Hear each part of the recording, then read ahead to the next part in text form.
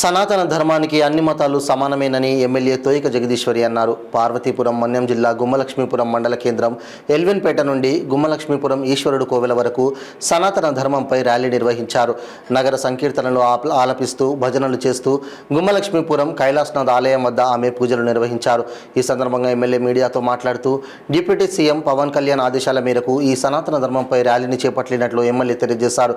సనాతన ధర్మాన్ని పరిరక్షించేందుకు హిందువులు, క్రైస్తవులు, ముస్లింలు ఏకమవ్వాలని ఆమె పిలుపునిచ్చారు. తిరుపతి లడ్డూలో కల్తీ నెయ్యి కలిసిందన్న దానిపై ఆమె ఆరోపించారు. ఇటువంటి సంఘటనలను ఏ మతమైనా సరే ఖండించాలని ఎమ్మెల్యే జగదీశ్వరి అన్నారు.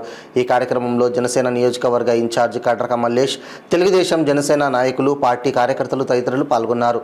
అదేవిధంగా ఇక్కడ నుంచి హిందూ మతమే కాదు ఏ మతం మీద ఇలాంటి దాడులు జరిగినా, తప్పులు జరిగినా స్పందించడానికి కూటమి ప్రభుత్వ పెద్దలుగా మేమందరము ఉంటామని, పరమతాన్ని పూజించే విధంగా మేమందరం ముందుకు వస్తామని తెలియజేస్తున్నాం. సనాతన ధర్మం పరిరక్షించే విధంగా మరి పెద్దలు అందరూ కూడా ఆలోచిస్తున్నారు. కాబట్టి మరి ఈరోజు హిందూ మతమే కాదు క్రైస్తవ మతస్థులను కూడా అక్కడ ఏ దాడులు జరిగినా అందరు కూడా ఏకదాటిగా ఖండించే విధంగా ఉండాలి.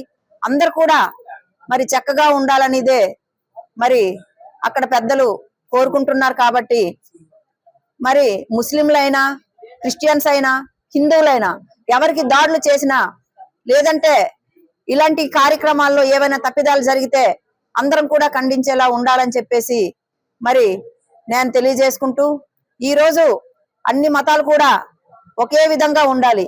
ఎవరి మతం వాళ్ళకి ఇష్టం. మరి ఎవరెవరైతే ఏ మతాల్లో ఉన్నా సరే మరి యావత్ ప్రపంచంలోనే మనం మనుషులం కాబట్టి మరి భగవంతుడు ఇచ్చినటువంటి మనమే మతాలు ఏర్పాటు చేసుకున్నాం.